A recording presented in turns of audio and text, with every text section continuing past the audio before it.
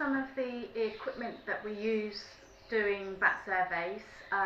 We have the bat detectors, these, and then this is a different type of detector which we leave out all for weeks on end. So this one is a nice entry-level bat detector. It's a Batbox Duet. It's actually made just over the road in Stenning. These are not overly expensive to buy, but you do need to have a little bit of knowledge to use these. So it's quite simple. You just turn it on, and this is the microphone here, you can see, and this is the frequency. Now I've got a bit too loud. This is the frequency of which it's checking. So all you do is you just keep scanning up and down across the whole frequencies, and this shows you you'll hear a bat at whichever frequency it is on. So for example, if you know you've got common pipistrelles around, you would have this at 45 because you know that common pipistrelles echolocate at 45, so it will then pick up and it will search at 45. If you're wanting soprano pips, you put it at 55. If you want the myotis, then you go up higher. So this will only check frequencies that it is set to. It doesn't scan not all frequencies, but it's a really nice, easy to use, non-expensive piece of kit just for using around the house. Moving on to this one, this is an Echo Touch Meter. These are a little bit more expensive, but they do an awful lot more. So it fits into tablets. You can get iPhone ones, iPad ones, and you can get Android ones as well.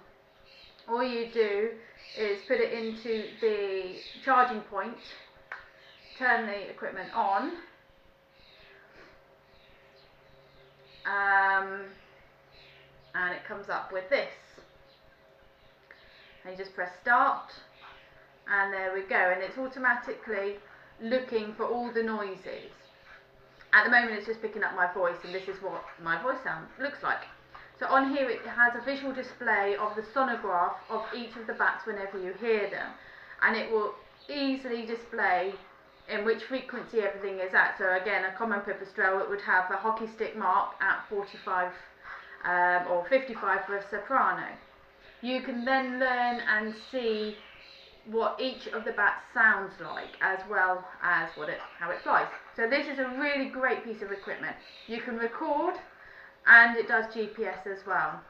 The recording is great because then you've got a record of it, obviously, but you can also check what you've found when you get home. So this is a really good piece of equipment. It is expensive, mind, but it is worth it, in my opinion. Okay, so let's just take that one off.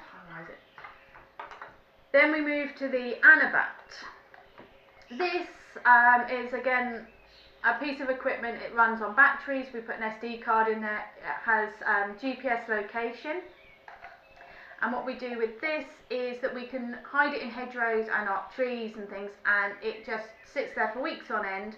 You can set it to record from dusk until dawn, and it will just record every single bat that passes by. With this, you obviously don't get the number of bats, but you do get all the different species. And the beauty of this is that because it is out from dusk until dawn, you pick up species that maybe are only just commuting past the area to go on to somewhere else, or ones that come out later on at night. When we're doing bat surveys in person, generally we do it for about up to 2 hours, 2.5 hours after sunset. But some bats come out later on. So myotis and other species, they are out much later, around midnight, 1, 2 o'clock in the morning. So a lot of surveys actually miss that. So it's always good to have a combination of the two. You need somebody there to walk it, to look at your transect, to look to see what bats you've got there. Then you can identify how they're using that area and which direction they're foraging. Are they foraging? Are they commuting? Are they close by? And how many of each species you've got? Whereas with this, you get the full spectrum of species, but you won't get the number of bats themselves. But this is a really great piece of kit as well, and is used an awful lot in ecology work. So I'm going to take these pieces of equipment out later on, and we'll see how they all work. But we'll take the EcoTouch and the BatBox duet, so you'll hear what bat sounds like on this, and then we'll also see how the sonograph looks on the EcoTouch as well. So here I am tonight, just starting the bat transect. The plan is that we start down here by the river, and we walk up the hedge line, and then we walk up Loose Lane to the flats. We spend 5 minutes at the first starting point, and then we walk 100 metres and we stop for another 5 minutes, and all that time we're recording bats, and at each stopping point we mark down how many bats we see, which direction they're flying, what species of bat we're seeing, and any information that will be interesting about the bat at the time. So sunset was at 1 minute past 9, and we have now been stood here for 4 minutes, so we will start the walk in a few moments up towards Loose Lane for the second stopping point.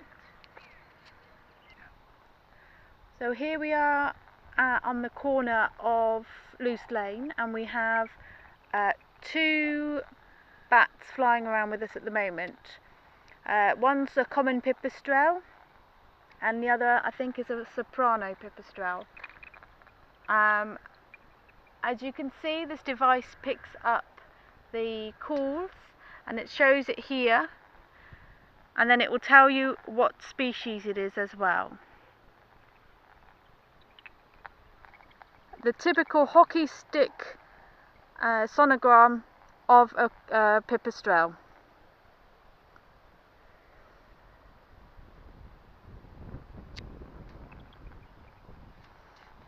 They're just flying up and down this lane, up and down, foraging. It's quite nice here, it's relatively sheltered.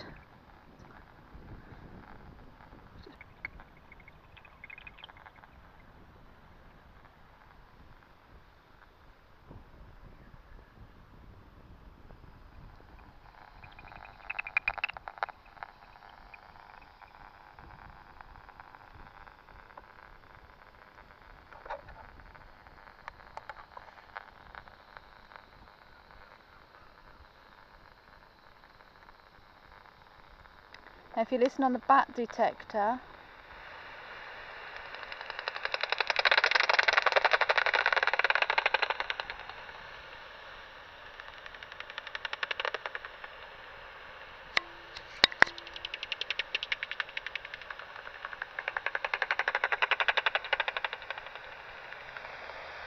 you can definitely tell that there's 2 common pips flying up and down this road. Here they come again. I think that's the 3rd one actually. Look at the distinctive way in which they fly. A couple of metres off the ground in a straight line, unless they see an insect, and then they'll buzz around. You can hear the feeding buzz, and they suddenly turn quickly to catch the insect, which they catch on the wing, and pass it from a wing or foot up to the mouth whilst flying.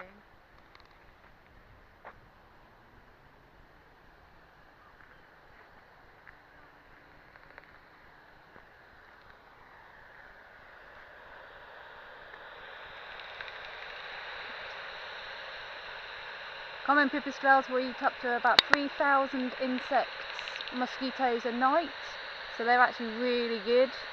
They keep all of the bugs and everything down.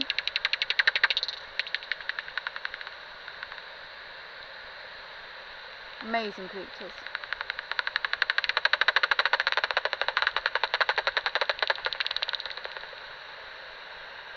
They're having a good play.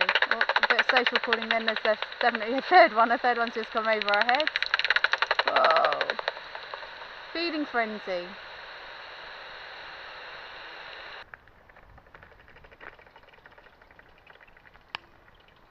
Oh, that was a good feeding buzz.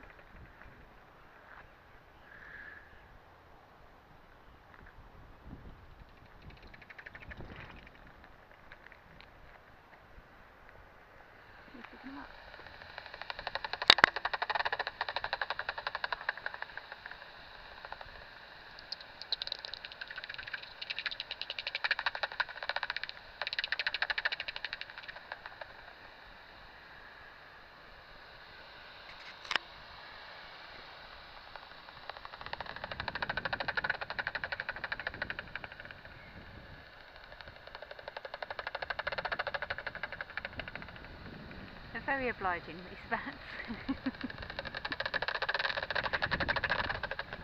You hear the feeding buzz then. The rapid fire echolocating noise buzzing out means if they're onto an insect.